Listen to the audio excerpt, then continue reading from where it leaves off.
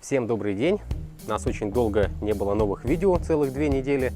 Просто 2 недели мы были заняты пересадкой наших растений. Я время от времени показывал, как я что-то черенкую и так далее. Потом просто столько всего накопилось, что пришлось каждый день очень много пересаживать и пересаживать и пересаживать. У нас сейчас малый сезон так называемый. То есть осенью, кто любит растения сохранять самостоятельно зимой, у нас покупают растения и на следующий год их размножают или делают более пышными, сами сохраняют их. Так вот, пока 2 недели нас не было, я читал все комментарии, никого не забыл, никого не пропустил. И самые большие вопросы у нас были по фуксиям. Фуксии у меня встречались в разных видео, я просто делал обзор, кто такие фуксии. Также я частично показывал, как, например, мы пересаживали, готовили к зиме вот этот куст. Вот буквально, не знаю, 3 или 4 видео назад было видно, как мы подстригали корни у него, обстригали все макушки. И сейчас он уже весь разросся и полностью он весь уже на бутонах. И, соответственно, мы решили просто дать как можно более подробную информацию по фуксиям. Значит, начнем, наверное, с осени. Чтобы подготовить хорошую фуксию на следующий год, нам надо обязательно весной приготовить растение для того, чтобы его размножить, чтобы оно было здоровое и красивое. Вот тоже еще один висит, очень-очень красивый, тоже весь на бутончиках. Значит, мы уже делали обработку. Я в видео про баковую смесь рассказывал, что мы делали обязательно обработку перед тем, как занести растение домой. Соответственно, мы уже сделали одну обработку, и сейчас в конце бабьего лета посмотрим по прогнозу, будем делать еще раз обработку. Был вопрос неоднократно, чем мы боремся от белокрылки. Еще раз повторюсь, белокрылку я уже давным-давно не видел, как она выглядит. Мы постоянно делаем профилактику. И хочу сказать, что самый лучший на сегодняшний день препарат для меня – это препарат Типеки. Также был комментарий о том, что Типеки не помогает. Кто-то опрыскал, белокрылка как была, так и есть. На самом деле надо понимать саму белокрылку, ее физиологию, как она живет, как она растет и размножается. Дело в том, что когда уже запущенное состояние у растения и очень много белокрылки, то одной обработки точно будет мало. Потому что есть у них период, когда уже сами самки взрослые, и они несут яйца, они ничего не едят. А препараты наши действуют через кишечно-желудочный тракт. Соответственно, чтобы ее убить, нам надо, чтобы она что-то кушала. А взрослые, они уже это не едят. Поэтому нам надо обработать 1 раз, потом через 4 дня обработать еще раз, и еще через 4 дня можно обработать еще раз. За этот период уже взрослые особи, они просто сами по себе изживут свое и погибнут. А молодые, уже обильно, которые вылупляются, они кушают. Поэтому делаем 3-4, если уж совсем плохо, делаем и 5 обработок и избавляемся от белокрылки. Также по своему опыту сразу скажу, пока у меня возле теплицы была крапива много лет назад, у меня была белокрылка. Она очень любит крапиву, поэтому обращайте внимание, чтобы поблизости не было зарослей крапивы. Это что касается обработочек. Ладно, с вредителями, я думаю, все у нас понятно, да? Дальше подготовка к зиме. Мы сейчас вставим ролик и покажем, как этот куст я подготавливал буквально 2, может быть 3 недели назад. Полностью подрезал корешки, заменил грунт, добавил удобрение пролонгированного действия и подстриг растение. Сейчас оно выглядит вот так. Сейчас ставим вставочку и посмотрите, как это было. Точно так же все кончики полностью обрезаем по всему кругу. Сейчас большого эффекта мы не увидим, то что мы уже много черенков срезали, но все равно я ее потом еще подстригаю покороче, чтобы ей было полегче освоиться потом.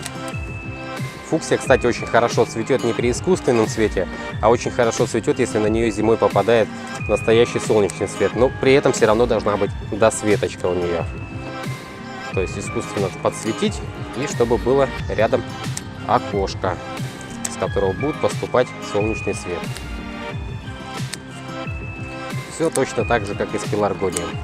Подрезаем, не боимся, от этого кустик будет потом пышнее, красивше, и ему будет намного-намного легче. Вот, так вот его. Сейчас немножко тороплюсь. Не хочу, чтобы видео сильно затянулось, чтобы получилось потом скучным. Вот. Вот так вот мы его делаем. И оставшиеся цветочки и бутончики, которые у нас семенные коробочки уже позавязывались, тоже все это кропотливо убираем.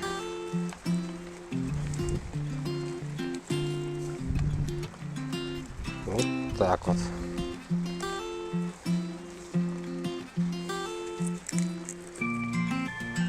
Заодно листики, которые попадали вовнутрь, тоже все надо нам убрать. Подвесик сейчас будет мешать, поэтому мы его отстегнем.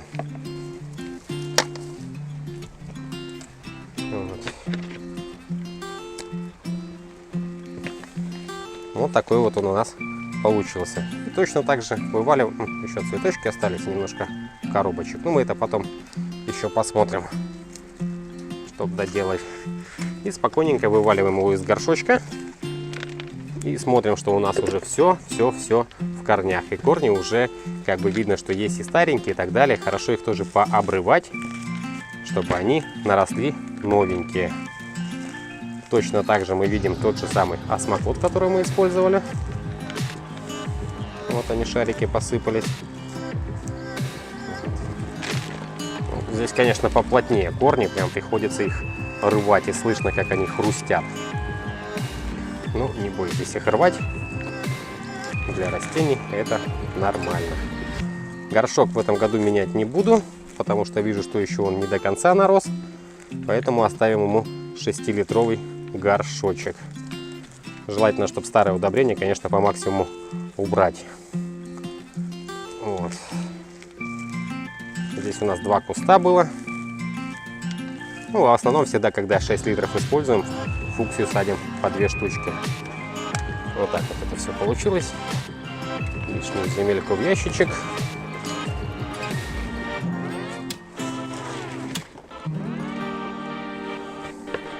И берем новый торф.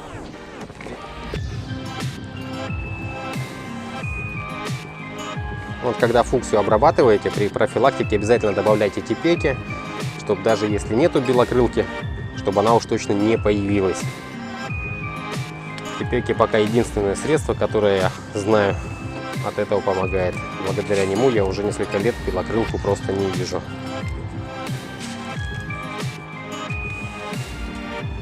Также мешаем. И возвращаем в горшочек. Раз. Немножко много грунта добавили. Просто его по сторонам разгребаем, чтобы растение чуть-чуть поглубже у нас погрузилось. Вот. Потому что сильно высоко тоже нехорошо. Оно должно быть в том же уровне, в котором уже росло. И добавляем грунт. Утрамбовывать грунт не надо, это я каждый раз повторяю, говорю, потому что он должен будет принять свою форму при поливе. Вот так вот. Это то, что касается наших фуксий.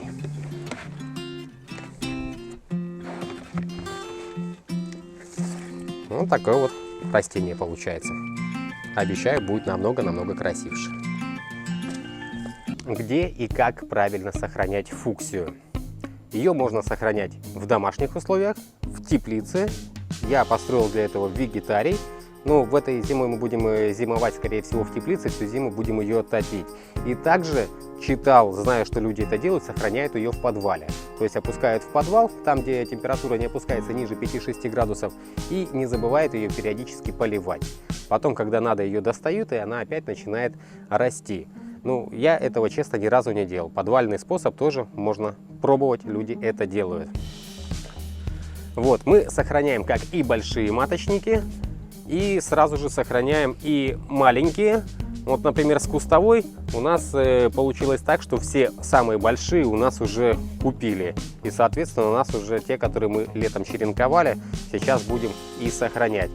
Что касается черенкования, когда правильно черенковать, я скажу, что я ее черенкую все время.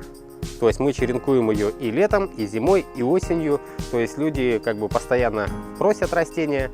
Это может быть даже и на Новый год.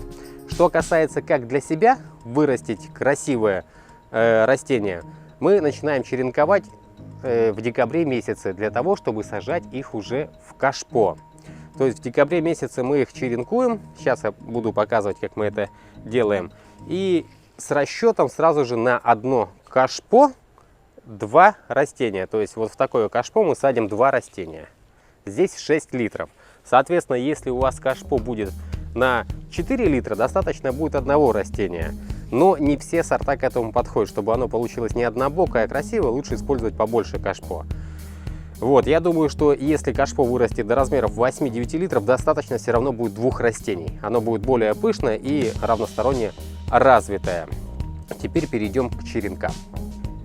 Сейчас снова буду показывать, как мы это черенкуем. Процессы эти все в принципе одинаковые, но для этого видео отдельно я все равно повторюсь, что при черенковании я использую торф Классман 876 рецепт. В нем у меня получаются самые лучшие результаты. И дальше покажу, как это мы делаем. Заполняем 3-4 сантиметра. Вот в такой контейнер я делаю. Кто-то может делать это в стаканчиках, кто-то другой способ имеет, но обязательно мы черенкуем в торф и делаем парниковый эффект. Соответственно, это закрываем, хорошо опрыскивая. Какой бы грунт хороший у нас не был, я всегда использую препарат Максим. Я не знаю, где бы я его не покупал, он всегда получается хороший. То есть про него ничего такого сказать не могу. Можно купить в любом месте, в любом садовом магазине, либо заказать в интернете, кому как удобно. Значит, препарат Максим у нас используется 4 мл на 1 литр воды. Здесь у меня 2 литра сейчас набрано. Соответственно, мы наберем 8 мл. Самый лучший дозиметр — это шприц. На глаз давно уже ничего из жидких препаратов я не делаю.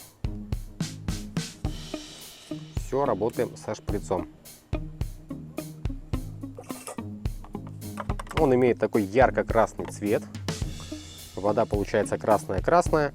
И можно работать и по листве, и по грунту. И если вдруг где-то у кого-то появляется плесень, попробуйте опрыскать Максимом. Он с ней очень хорошо справляется. Хотя он и был придуманный для луковичных растений и для крупносеменных растений. Ну, такие как, например, горох, фацелия. Вот.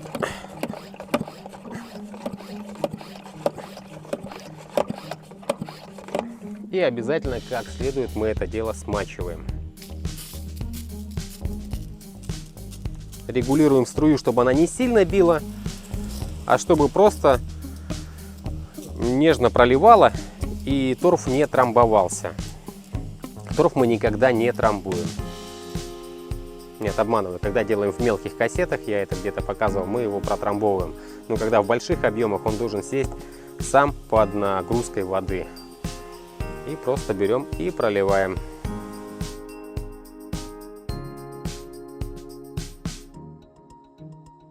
После того, как грунт смоченный, мы готовим черенки. Черенки должны быть не сильно большого размера, может быть около 5 сантиметров. Выглядят они вот так вот. Убираем нижние листики.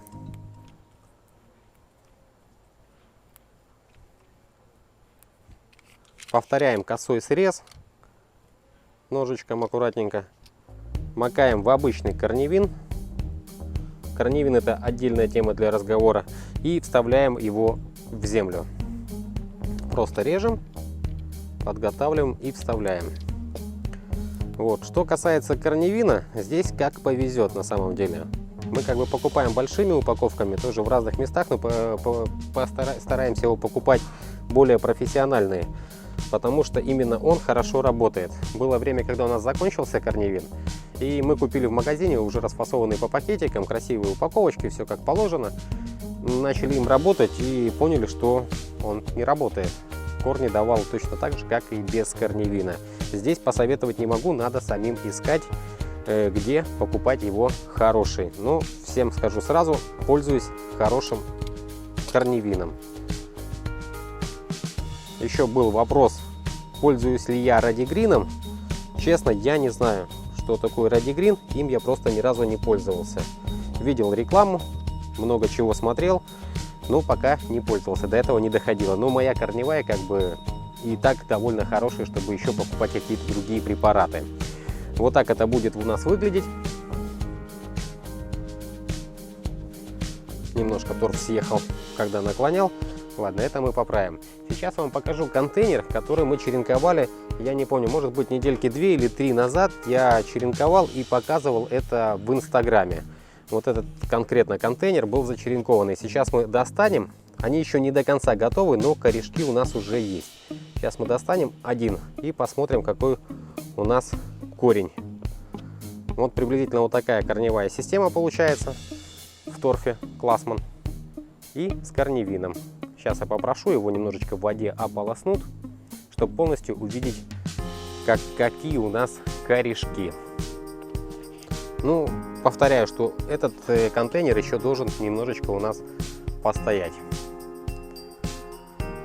Вот нам его прополоскали.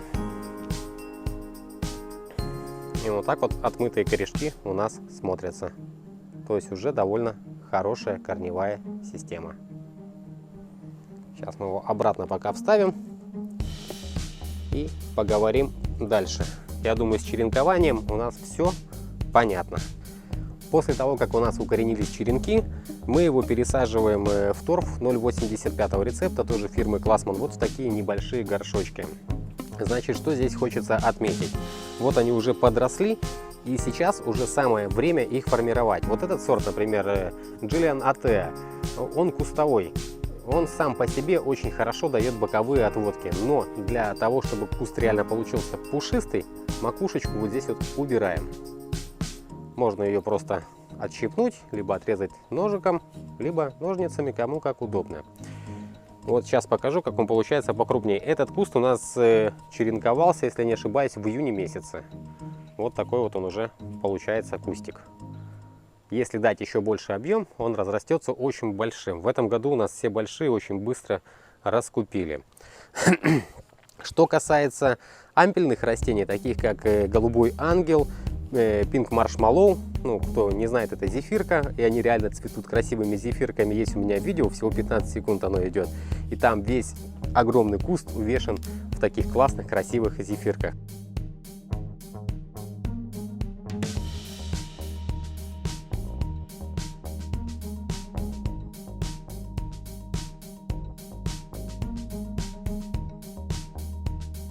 Ладно, поподробнее, что с ним сделать.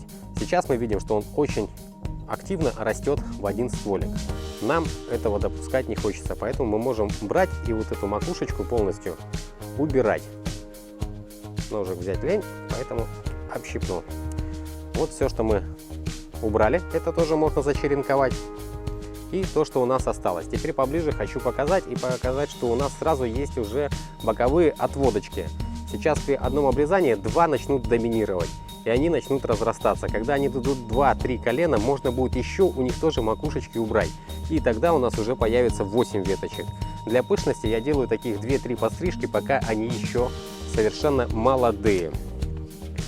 Так, ну вот мы и дошли до следующего этапа. Следующий этап мы уже садим его в литровые горшочки. То есть не сразу же садим в большой горшок, а декабрьские черенки мы где-то в конце января уже садим в литры, то есть литровые горшочки. Там также смотрим по пышности, если надо, подстригаем и используем все тот же самый торф 0,85.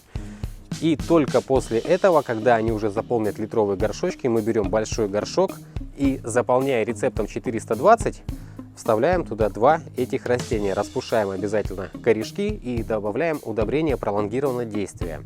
Несмотря на то, что мы добавляем удобрение пролонгированного действия, которое для цветущих у нас формула 11-11-18, оно действует где-то около полугода. Соответственно, мы в конце февраля, в конце января, в конце февраля мы начинаем уже формировать свои кашпо, мы считаем по месяцам, до какого срока этого хватит. Но оно работает у нас не сразу. В торфе тоже содержится удобрение. Причем в 420-м торфе уже содержится двойное содержание удобрения, в отличие от 0,85 и 876.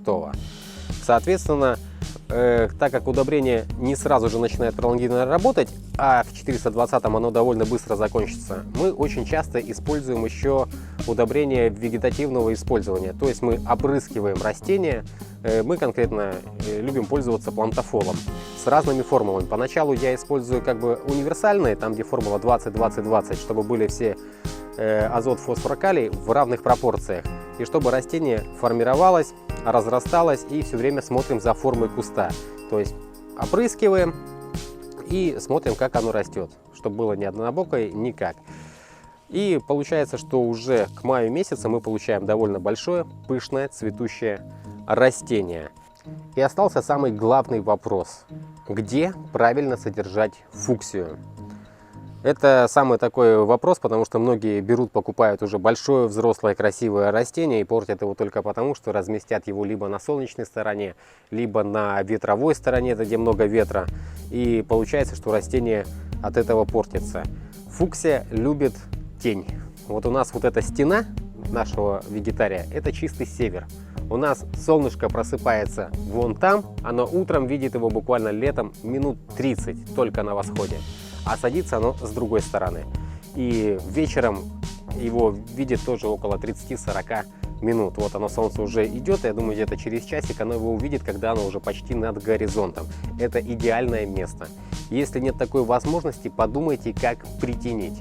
Скажу сразу, в этом году я использовал затеняющую сетку 35%, думал, этого будет достаточно. Разместил под ней фуксию и понял, что для фуксии этого тоже недостаточно. Тень должна быть полноценной. Тогда растение будет себя чувствовать очень комфортно и постоянно обильно цвести. Вот, получается, весь цикл мы с вами в принципе обговорили. В период цветения хорошо бы обрабатывать удобрения и профилактикой от вредителей, и сразу же добавлять удобрения по листу. То есть опрыскиваем его с преимущественно уже калийными удобрениями, чтобы у нас более долго цвел, цветы были более крупные. Это все у нас работают удобрения. И возвращаемся потом обратно к тому же циклу, что осенью мы снова обрезаем корешки, подрезаем растения, меняем торф, и вот он весь цикл на год. Если что-то где-то я упустил, вы пишите в комментариях, я с удовольствием всем это отвечу и покажу, как реально мы с этим работаем. А вот, собственно, и та самая работа, которой мы и занимались эти 2 недели, что у меня не было просто времени снять новое видео. Здесь у нас как раз тоже стоят фуксии, вот они, молоденькие, маленькие, которые уже готовы через недельку к отправкам. И дальше пошли у нас здесь и гвоздики, петунии, колеброшки, все в подряд. В общей сложности здесь очень много растений получилось. 2 недели реально времени просто не было.